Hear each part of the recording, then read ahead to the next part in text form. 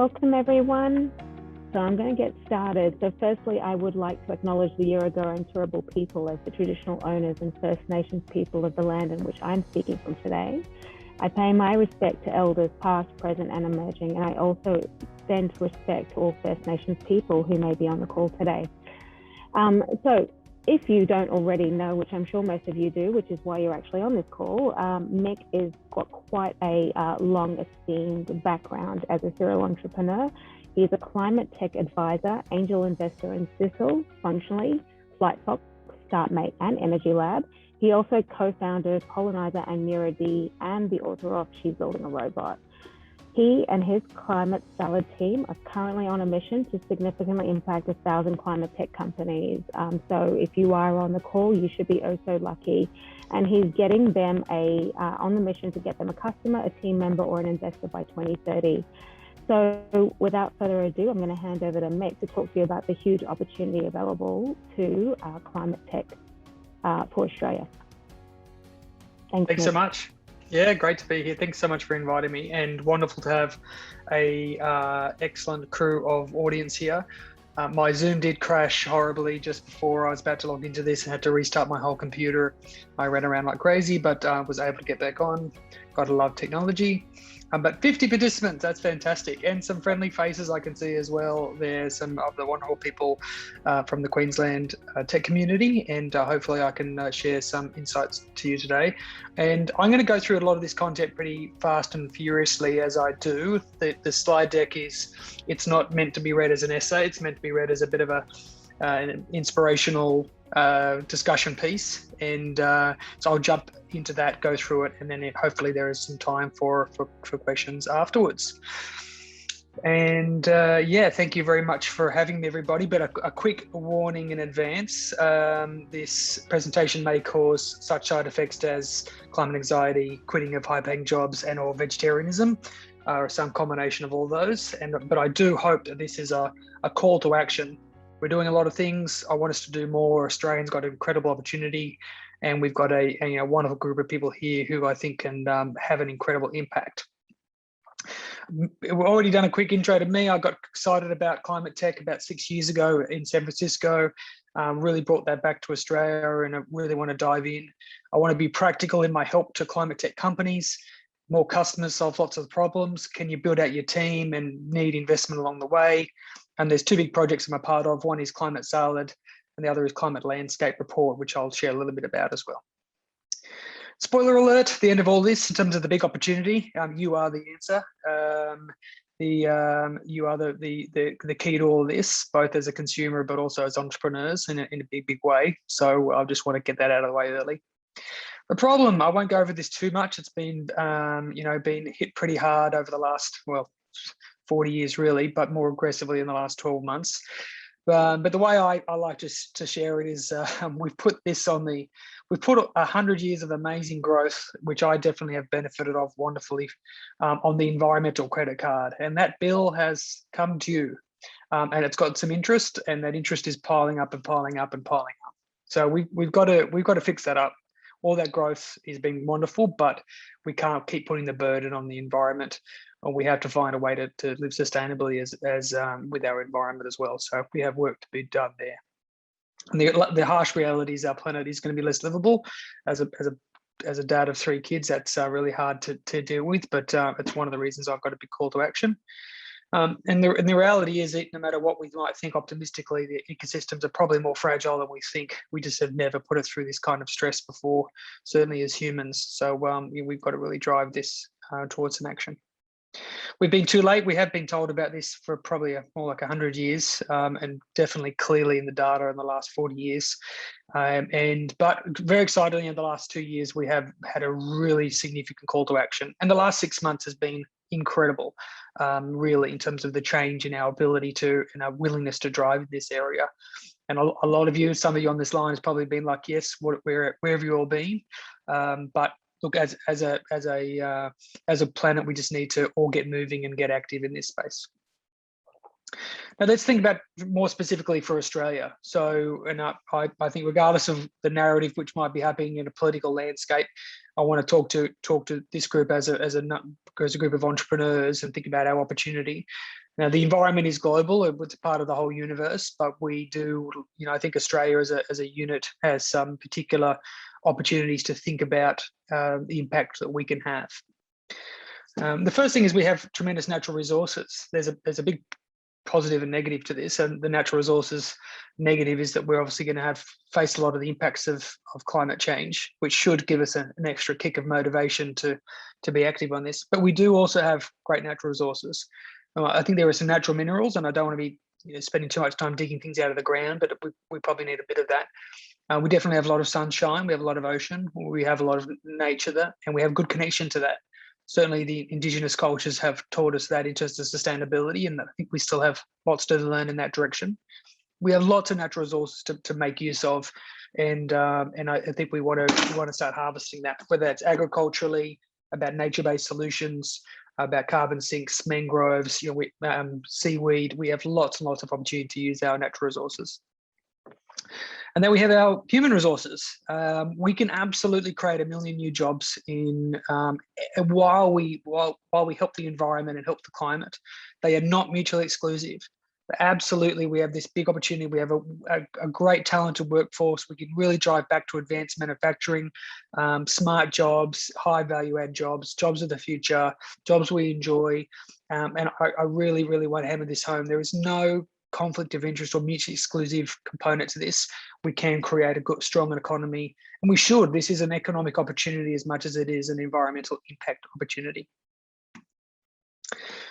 We also have a really good combination. We're researchers. We've got tremendous global respect for our researchers. We're also infrastructure builders. Our telco and resource and energy infrastructure has been very high quality, again respected around the world, and we've been an exporter of energy. Now, some of that I think has caused the cost of this, but again, we can quickly turn those skills into the positive if we put our mind to it.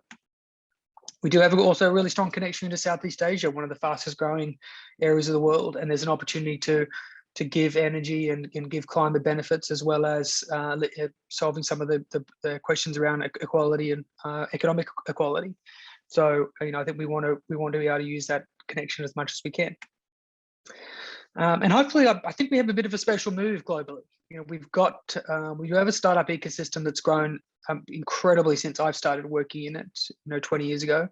And if we can combine that with research and this wonderful humility we have, if we can add to that some hustle, then I think putting those things together, we can have a real impact globally in terms of the climate space. The challenge for us, though, as Australian, as an ecosystem and entrepreneurs, and again, some of this is more more framework or industry level, and some of it is down to the individuals. One of the hard things is to funnel the money.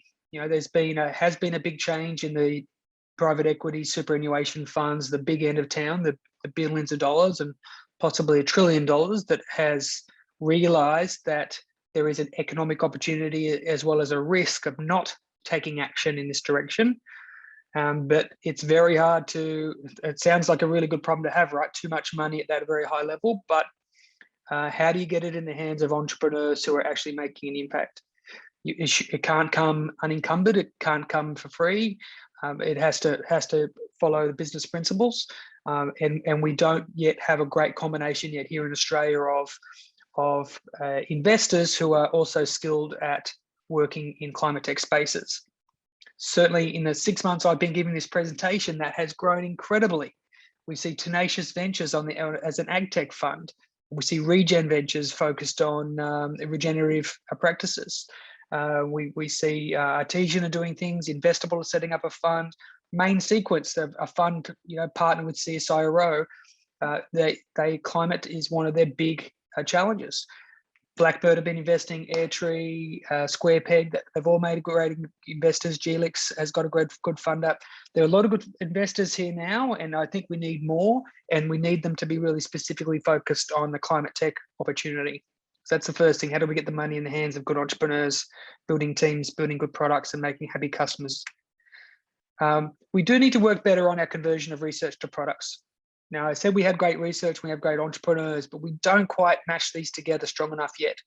I know Queensland have got a really good connection into the university space, and we need to do more of that. That's also happening in other areas. I'll talk about MGA Thermal a bit later. They came out of Newcastle University. CSIRO are really pushing in this space, and I want us to do even more of this. I want to bring those two wonderful ecosystems of entrepreneurship and research together, produce more products, and take them out to the world. So let's keep working on this. We also need to up our ambitions. Australia is a very large country physically, but it's a small market.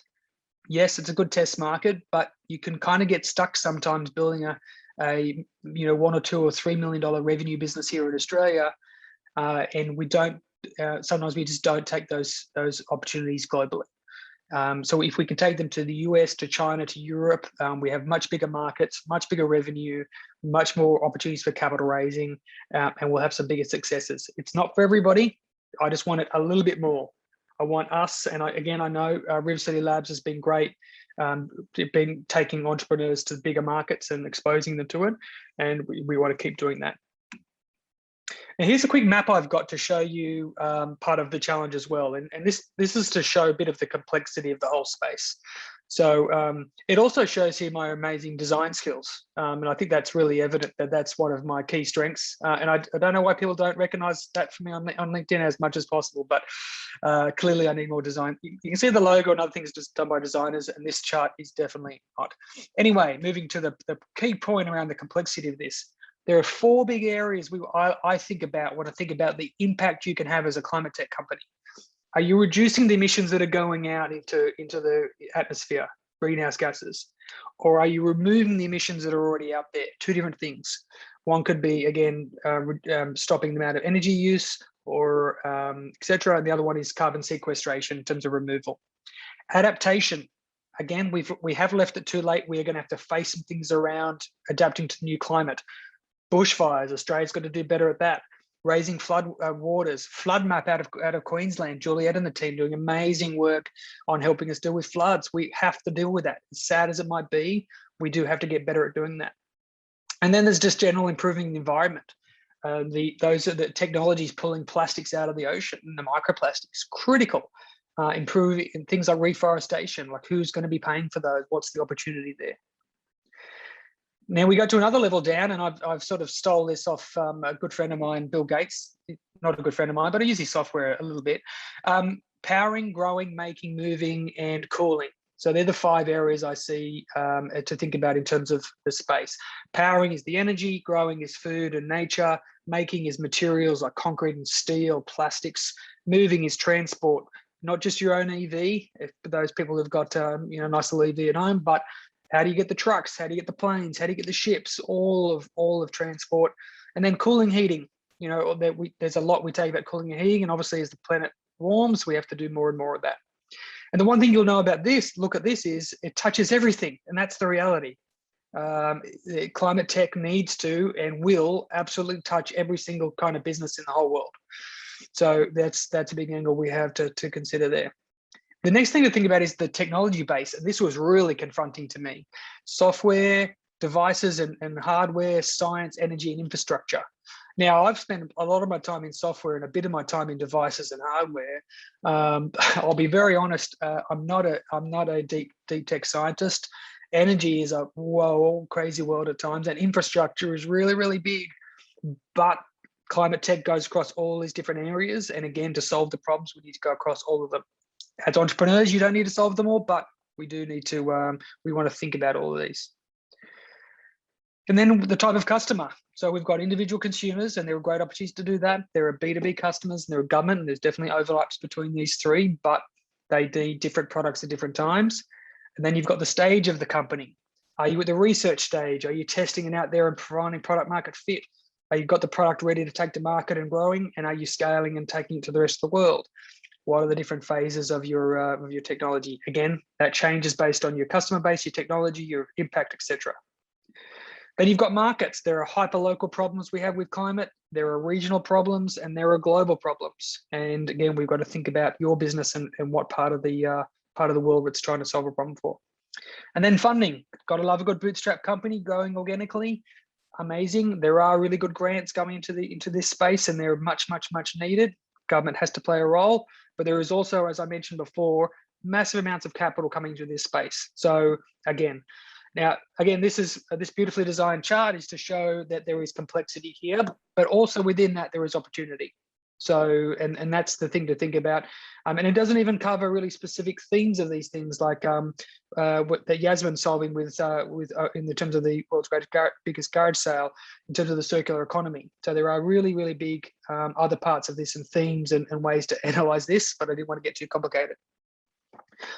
To try to address this, I have been harassing the team at Holon IQ for a while to apply their amazing data skills to climate.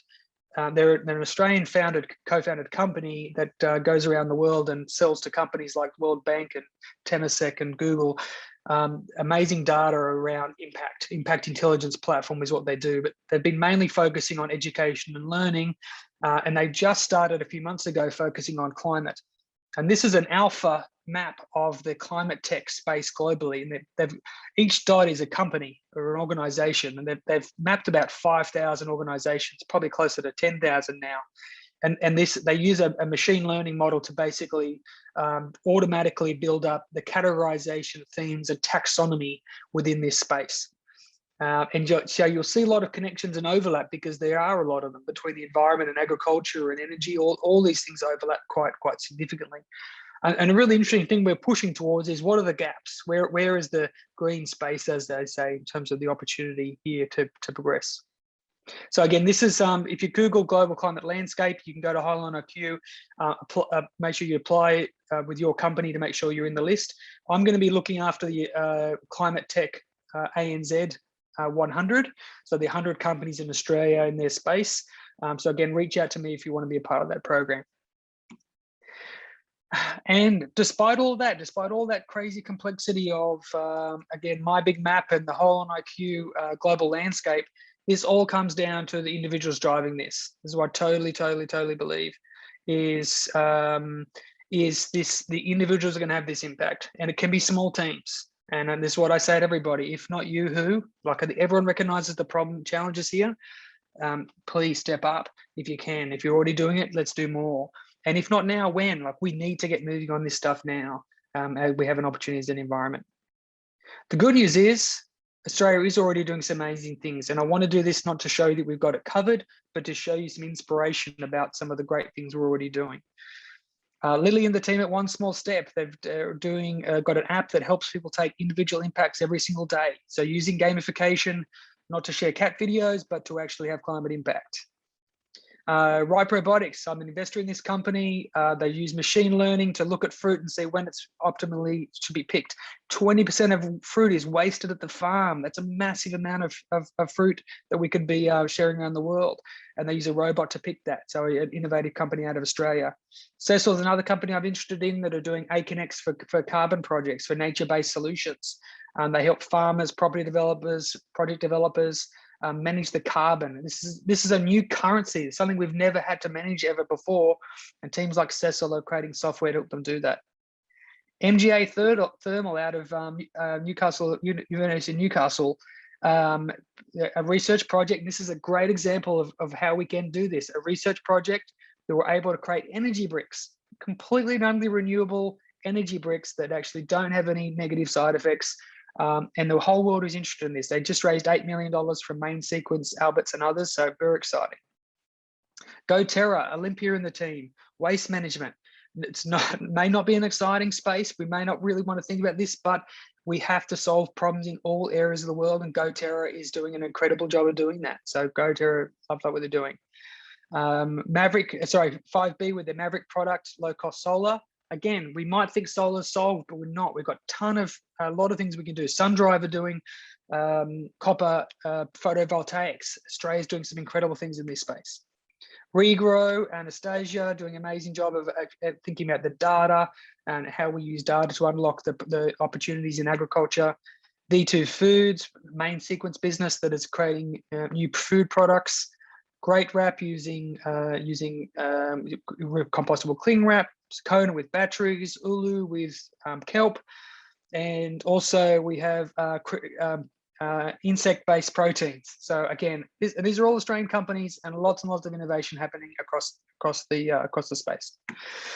So back to you again, one of my kids' books that I love the most, Robotics. Unless someone like you cares a whole awful lot, nothing's going to get better. It's not, and a personal call to arms. But I'll also put my hand up. If you're looking for a job in the climate tech space, if you're running a company, you want to get customers, enter the US or meet investors, please reach out to me. I'm available on LinkedIn. Submit your company to Climate Salad. I'll try to get you profiled and see if we can help. Here endeth my rant, and hopefully we have lots of opportunity for questions and comments from people in the audience. Amazing, thank you, Mick. Audience, over to you. So you can feel free to chat in the window, or you can unmute and ask your question. Can I suggest that you make it nice and to the point and succinct so that we leave space for everyone else and for a great answer? Lots of thank yous. Need to add you on there, Yasmin. I know you're doing amazing work.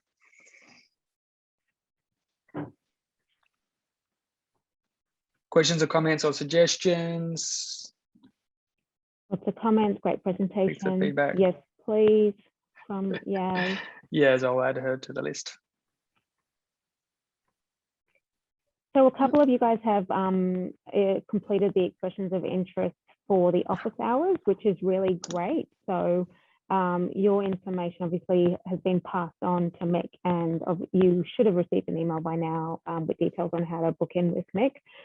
But I just want to let you guys know that when I first met Mick a couple of months ago in South Start in Adelaide, I was really quite impressed with his mission from a personal perspective, but also what he's building. And when we later caught up and so I could understand a little bit more about what he's doing, I truly understood that he's really trying to make a difference and get entrepreneurs who are focusing on this problem access, whether it's to people, networks, investors, or just help and coaching. So this is a really good opportunity to ask your questions and try and access the resources, because this often doesn't come along, especially for free.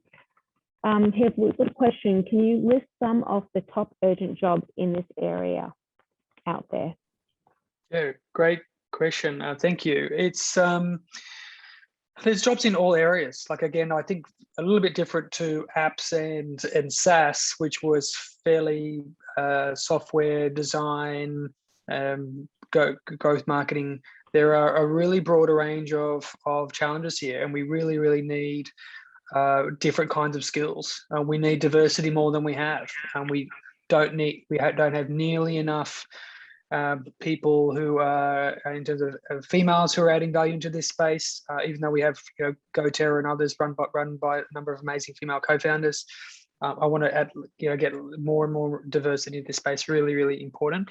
In terms of individual jobs, the combination is really key. Some of these jobs absolutely need scientific skills.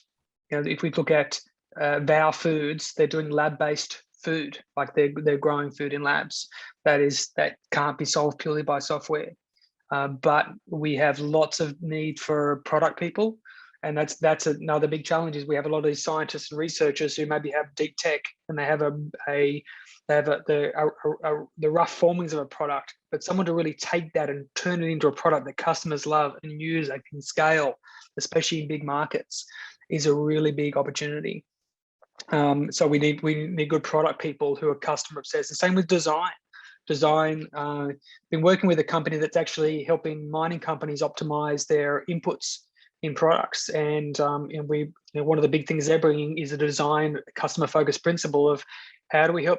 We can't turn off mining and oil and gas immediately today. Like, we have to transition a lot of these things. We need to find better ways to do them, and we need people who have that kind of approach to really help that. So there are some of the key skills. We also, a big one for me is global connection. And if you are either an immigrant or you have a global connection and you can help Australian companies get to international markets, you can massively multiply what we do. Again, a huge country, but a small population. we will only have 1% success if we don't take these products globally. There is no way Canva, Atlassian, all these other products would be as successful if they just stayed purely here in Australia. So yeah, there are some really there are jobs in all areas, and again, so it typically takes me less than 24 hours to get somebody in multiple interviews with climate tech companies in any area.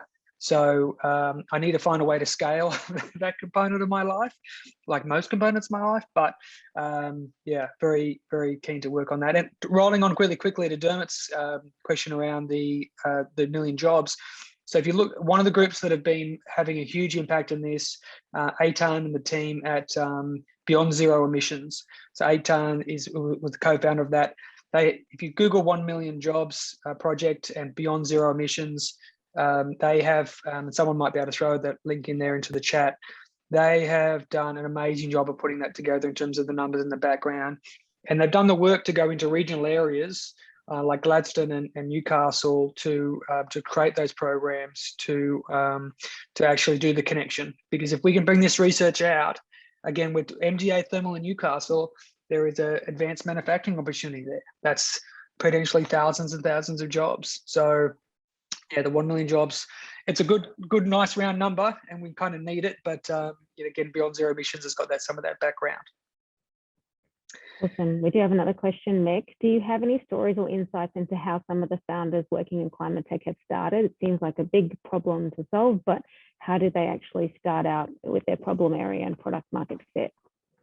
Yeah, really good question. And it is really, really broad. If you think about Anastasia from Regrow, she was really initially looking at satellite data and what it could be used for. So there's definitely some people who are targeting absolutely the end problem and working backwards. And there are some people who are taking these amazing new technologies and research and then thinking, what are the applications of that? And I think the mix of that is probably going to be more common. And I think it is there are challenges sometimes in technology that's a solution looking for a problem, but and I think everybody has their own journey. But I think in terms of some of these problems being around energy and core materials, that we need a mix of those things as well.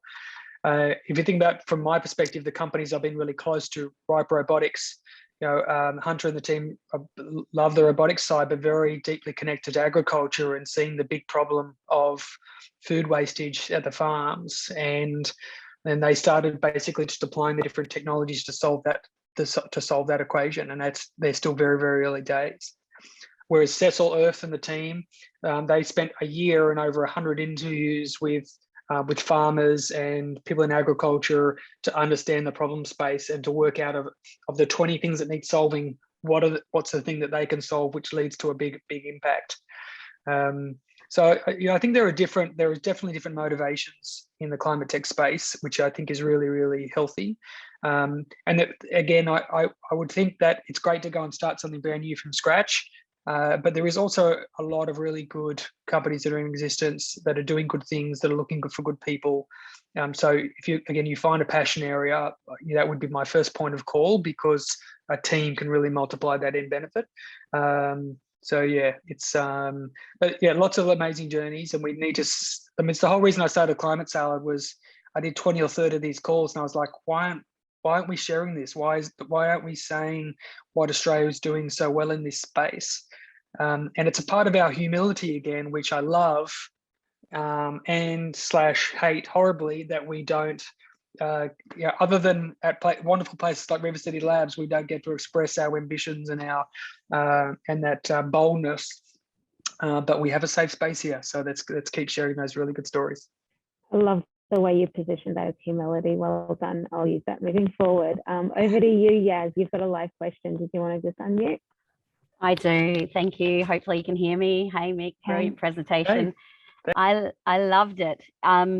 My question, we met in 2018 when I was a BNE4 in the accelerator, back when we used to pitch circular economy and people would say circular what? So I just want to give you a bit of kudos today for what you're doing. It's actually a relief. I feel like businesses like ours that have been doing it for a long time, we've had to frame our business around the startup ecosystem. So I say SaaS, but I mean stewardship as a service, not software as a service. And I feel like we've had to create all of these like language connections around this whole circular and sustainable space. So for an organization like mine that's grown 500% during COVID, scaled from 6 staff to 33 jobs with very little capital, because it shut our capital raise down when COVID closed our business model, or one part of our business model down.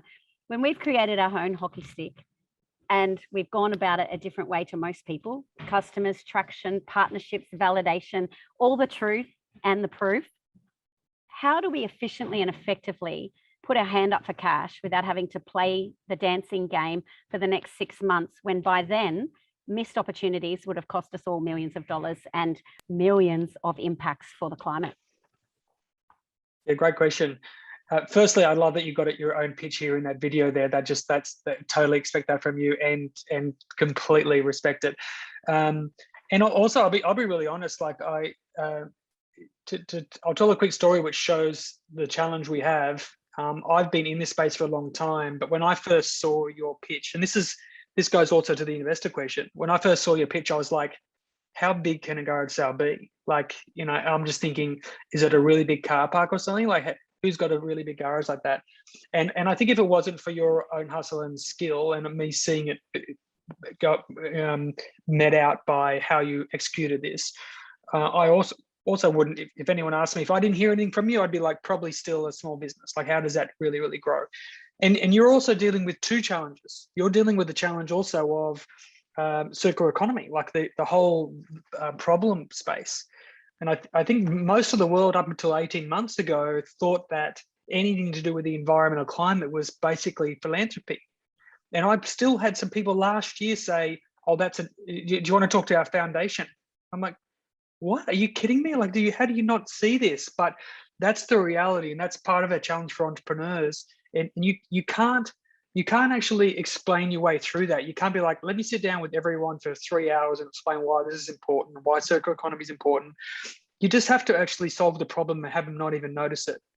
Like, it's one thing I loved hearing from Fable and Vow Foods and V2 Foods was they're not trying to convince the burger eating population of the world that, hey, stop, trees are being knocked down, you shouldn't eat meat. They have to change it within that context. And that's the job of entrepreneurs, is to be like, I didn't even know that I wanted to be constantly having a garage sale and being a part of that, but you just created a world in which that happens anyway.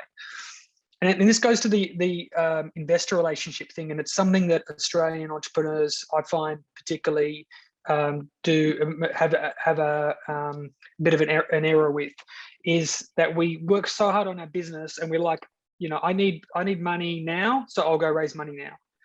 And the reality is, I wish I had a better analogy for this, but capital raising, vast majority of times, until you're Canva doing incredible growth numbers, you know, Canva in the first 3 years did hundreds of pitches and couldn't raise any money. And the same thing for almost every business is that no one thinks it's going to succeed up until a point, and then everyone knows it was obviously definitely going to succeed, and was clearly, why didn't everyone think of that?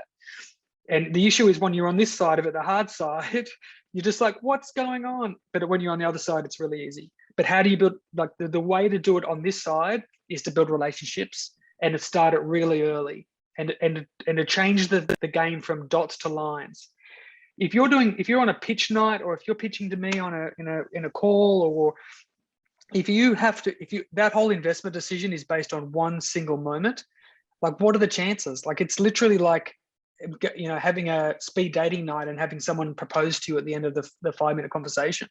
Like, that's crazy. Like, you don't want to be doing that. You got to turn the dots into lines. And stick with me for this analogy, is that when I first meet you, it's okay to be really early. And then you keep executing, you keep making progress, you keep progressing, and the dots have formed into a ramp. And now I can see that business is like, I can actually draw a line from that ramp all the way through to the big success up here. But on the first dot, it's like, it's pretty precarious. We're just, you know, balancing in space here. But so the really key message there is start early. Start as early as you possibly can. I made the joke the other day that you should start capital raising you should start your next round of capital raising with a hangover, basically the day after you raise your last round, and start building those relationships really, really early. It takes at least 3 months. Like I've been working for 15 years in terms of capital raising. I must be one of the most experienced people in Australia doing it. And unless you have just crazy, incredible numbers, it's going to take 3 months, even for a 25K check, because people want to know and believe that you're going to go and do that.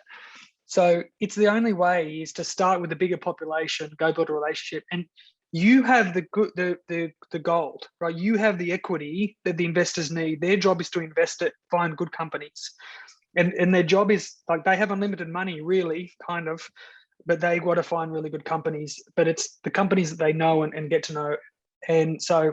And another thing Australians do is sometimes come out and be like, act with desperation, like I want to get that capital. But you know, you've got the big potential future. So get to know a lot of investors, find the ones you really, really like, hold a high bar to that. And again, I'll extend the marriage analogy. I wouldn't want someone to ask me to marry me unless they really knew me, and I wouldn't ask them to marry me unless I thought they were going to say yes. So build the relationship up to that you want to have a partnership rather than just invest. So there's no quick answer to it. I've got on my mrfocus.co website. There's some tools on capital raising. I use mailing lists, like regular updates. I've got a template in there you can use. Give me regular updates and tell me about your business. Catch up with me every month, and start early. That's the only advice I give you, Asma. It's hard work, but you can do it efficiently through the mailing list. Is the best way I've done it. Thanks, Mick. We've got a question on R&D. So can you tell us about some of the best ways to connect the dots between R&D, deep science expertise with operator startup knowledge within Australia? Yeah, it's a tough one, especially in climate tech, because there is a greater need in some of these areas, and some of the R&D and research just takes a lot longer, and that is a reality. So the capital costs are a bit higher. I think the positive side of it is that there is a lot of support from groups like ARENA and CEFC, and even Main Sequence as a major fund on the back of CSIRO is really validating this space. And they are actively trying to invest and support in deep tech companies. So I think that's really, really bridging the gap. In Australia, again, we have the R&D offset. So and we have accelerating commercialization. So there is good support for you there, but it does need the combination. It needs the combination of someone who gets the research and someone who can turn that into a business. Not in all respects, but certainly in my part of the world. And I don't think, similar to the conversation around investors, I think it's never too early to start building relationships with customers and having those conversations. Get out there, get to know them, ask some questions, build a database of wait list. And the more you can combine the research and development with customer development, the stronger that value proposition is going to be. The one great thing we have in our favor with R&D now is, and we had it 15 years ago, but we have it at least 10, probably 20 times the scale now, is we have people who've done it before. So I'd say anybody who's actually been through the process, who's going through the process, use the network to find someone who's done the hard yards before. And that sort of generational loops and supporting each other is something critical to the ecosystem and something we want to lean on. You should never be asking these questions and facing these challenges or looking at a term sheet without speaking to an entrepreneur. Like, we've got to support each other. And I know it sometimes feels like you're alone, but River City Labs and other groups, you are connected. You're one step away. I have this rule that absolutely, like, there's at least 100 people now have seen term sheets 10 times that you can reach out and have a talk to. You should never feel alone as that entrepreneur going through that process. So let's keep supporting everybody to do that. 100%. We do have a live question from Ezu. Ezu, do you want to unmute? Thank you. Thank you so much for your presentation, Mick. You mentioned in your graph how there were 4 types of impact, which was reducing emissions, removing all that kind of stuff. My question is for the adapting to new climate and improving the environment one. What are some sort of examples you've seen that really speak to those last two ones? And then my second question is, out of those four, I guess, which ones do you think are the most underserved in Australia? Well, great questions.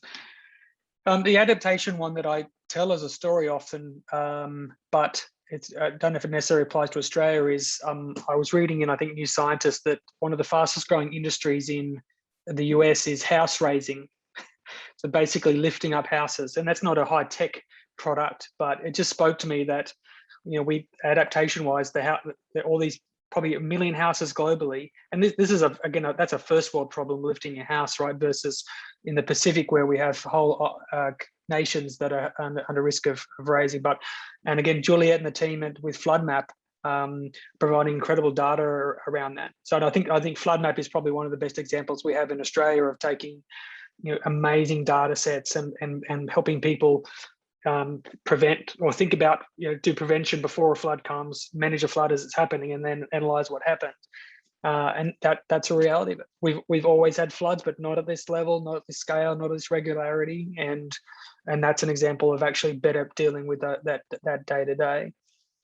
Improving the environment is really hard because if you do the brainstorming on the whiteboard and you say who's the customer, and we were all the customer for a better environment and for less plastic in the environment, but who's, other than someone donating lots of money, who's Bill and Melinda Gates, like who's paying for that?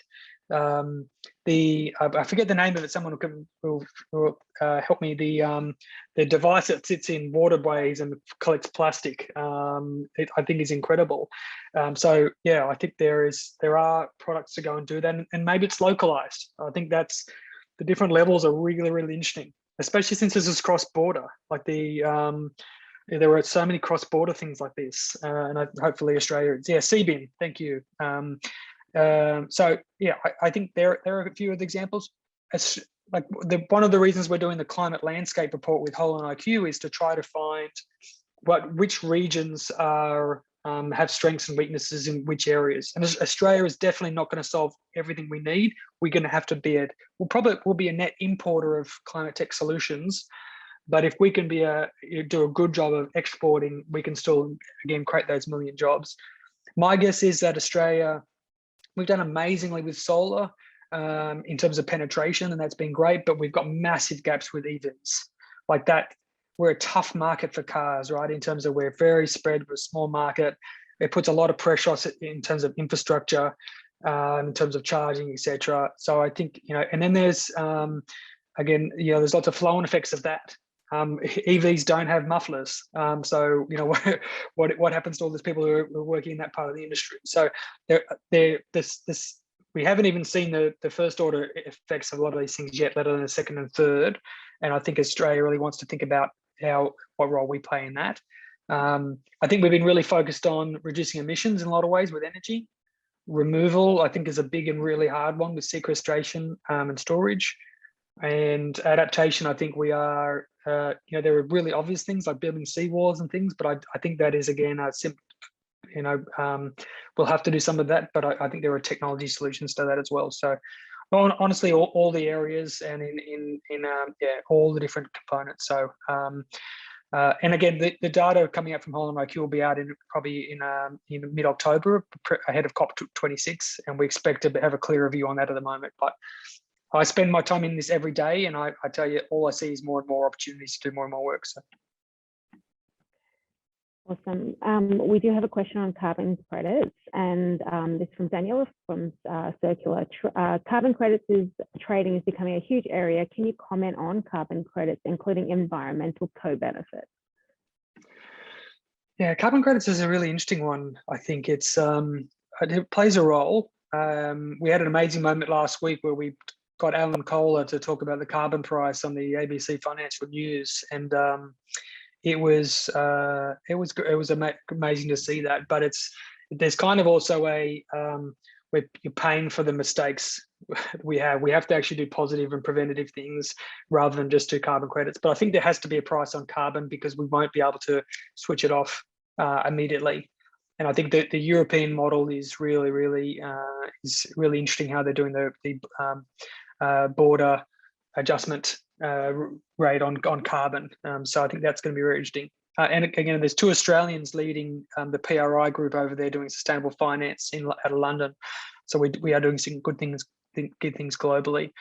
One of the reasons why I think carbon credits is challenging is we have actually always had this cost. We've just never had to pay it. And the way I try to describe it to people in terms of the complexity is, imagine if we've always had a currency, but we've never measured it. We've never had accounting systems. Like, we are building a whole currency and a measurement system, which is a lot more grey and vague than real currency. If I plant a tree, how much carbon is that actually sequestering? I can tell you later, but how much will it? How much credit do I get for that? Was I going to plant it or take it away? I think there is a number of these things we're still working out, and there are lots of people trying to solve them, which is great. And I think carbon credits will play a role in that, but it won't solve all of our problems. So I think we'll keep pushing, but we won't. And I think that I think we'll probably pay a premium on it in the short term, and that's okay, because we need to catch up. Thank you. We do have 10 minutes left. We've got a few questions to get through. So can I encourage everyone to post in the chat box if you have any questions? We won't take any more live ones. So the next one is, Mick, interested to know what taxonomy frameworks and threshold questions you apply to determine if a startup is green enough, impactful enough, Paris aligned, etc., to invest in. How do you work with a company to measure and confirm their impact? This is almost a daily question, and it's so the Breakthrough Energy, which is backed by Bill Gates and a lot of other billionaires who, again, probably made a lot of their money out of the cost of the environment, but at least some of them are doing some fix-ups on that. So they have a goal that everything they invest in, they want to have a 1% impact on it, getting us to net zero of the 51 gigatons of greenhouse gases equivalents being pulled out of the environment. So I think that's a good, bold goal to have. But then when you get down to an individual company, it's like, and Yasmin will know this, when you do your 5-year forecasts about where you're going to be, where your revenue is going to be, it's a guess on a guess on a guess. And so I think there are 2 parts of it. One, I think it's really important to try to guess it and try to measure it, because otherwise we may abdicate it and not even get close. So I think you've got to try to have a projection and have that as a goal, and then we've got to measure it in advance. And my guess is that we will have exponential improvement in our measurement and understanding of what those numbers mean every year. We'll just be going up at orders of magnitude because of the amount of work and investment going into this space. So I'm very excited how far we've come in 12 months, but crazy excited where we're going to be in 12 months from now. So when I am thinking about it again, it's basically a combination of most things I see in startups, which is an incredible team that is absolutely mission driven, that has the opportunity for big, substantial impact on the other side. But if you look at 2 of my investments, Cecil is SaaS software. They do not directly improve the environment at all, but they have the potential of helping literally thousands of farmers, property developers, project developers manage the carbon on millions and millions of hectares of land. And if no one helps them, then maybe that'll be stuck. So that they're a massive enabler and multiplier. Versus Robotics, which is right there helping to optimize, reduce the wastage of farms. So completely different maths, completely different teams, proposals, and that's important. Again, there's no panacea to this. We have to solve them, and we have to over-invest, right? We have to go well and beyond just hitting net zero.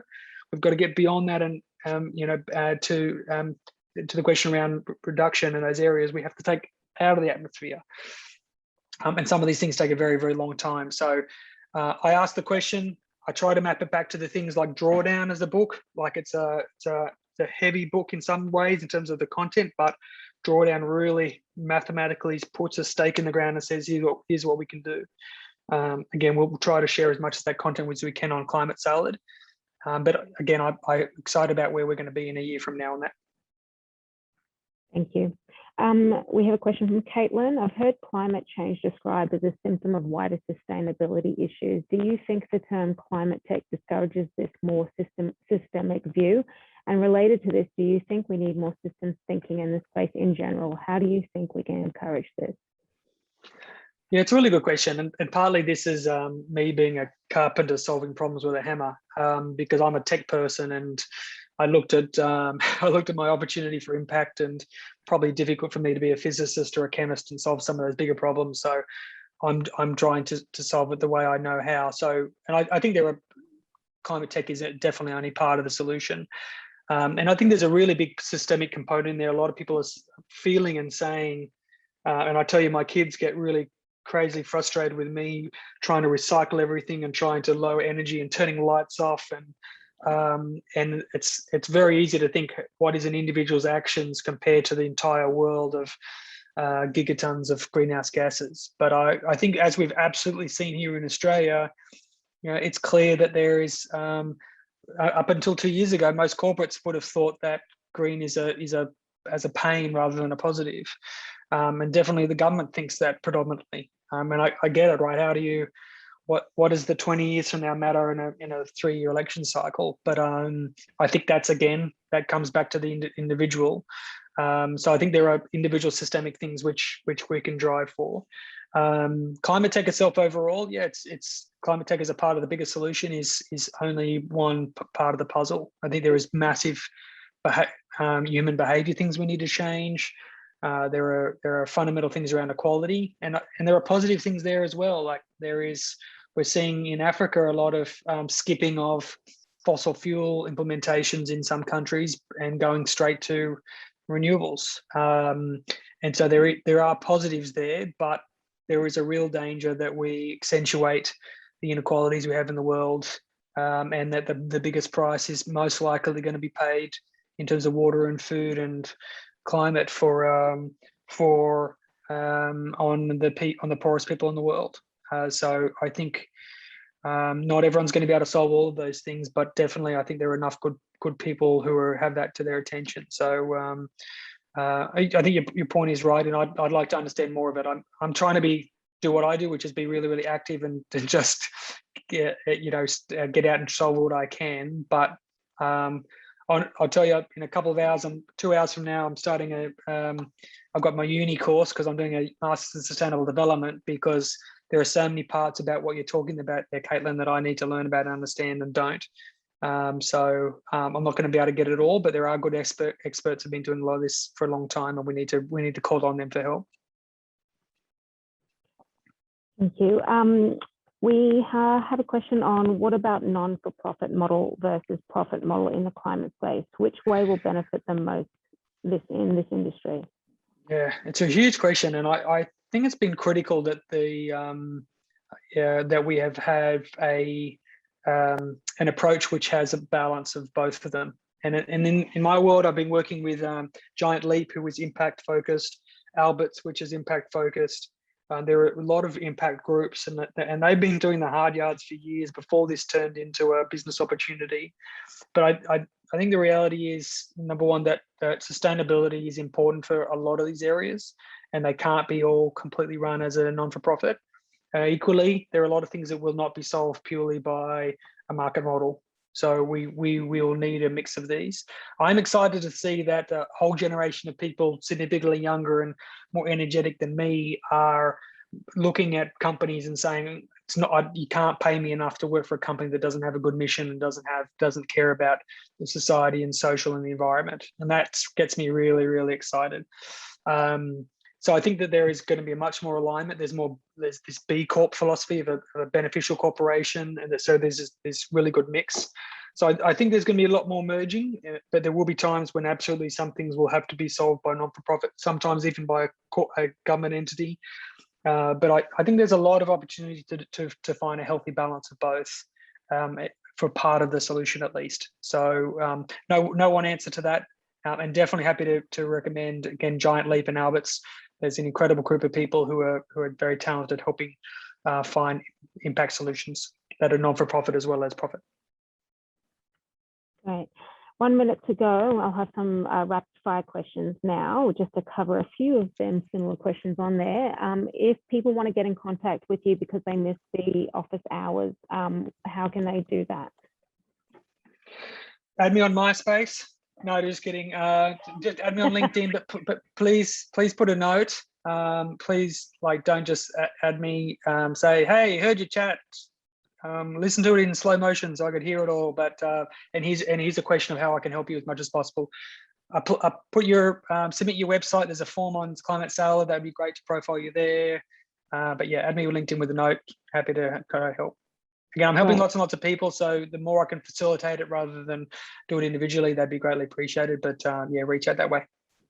Okay, awesome. And then if they are looking for a job with a climate tech company, how should they get contact with you or the Climate Salad team? Tips? Yes, so same thing on LinkedIn probably. So there's a form of contact us form on Climate Salad. So any of those tools will get to me. We're trying to set up a job board and other things in this space as well. But again, there's a lot more work to be done, and I'm looking for as many good people to support this space. I don't want to reinvent the wheel. So if other good people are doing them, happy to partner in that regard. Cool. And for those who didn't see the chat, Mick is doing the Masters of Sustainable Development at Macquarie because someone asked that question. The wonderful Carrie Hilliard has also posted a link to APTI. They've got a lot of resources in science and tech, so you may want to get connected through there. And then Daniela from Circular as well, you can see there, they also have amazing services that they can support with. We're at time. Any parting words for our wonderful Queenslanders? Well, thanks everyone. Thanks for, I did sneak in 2 visits to Queensland, and I, again, I've always been impressed by the community and collaboration in the Queensland startup community, and I hope we can really bring that to climate technology, and hope also to get up there and do some face-to-face work with you in the short term. So I know we've got multiple challenges in the world at the moment, and no one individual is going to solve all of them, but yeah, I think this is an area where we can apply some of our passion and ingenuity. And thanks, team at River City Labs, for really providing me that opportunity to share some of my thoughts. And yeah, really appreciate it. Thanks, everyone. Thank you, Mick. Thanks, everyone, for joining. We are so lucky to have you here in Australia, talking to everyone and sharing your resources and knowledge, and continuing to do so through Climate Salad. So if you guys don't have the link, check out the event brief that you received, or go Google Climate Salad, or there's a post there in chat. We will be making this video available on our YouTube soon, so keep in touch. We'll also share it on our newsletter, so please subscribe if you aren't already. Most of you probably are, because that's how you found this event. Amazing job. Well done, everyone. Love your work, Mick. Thank you. Thanks, Dan.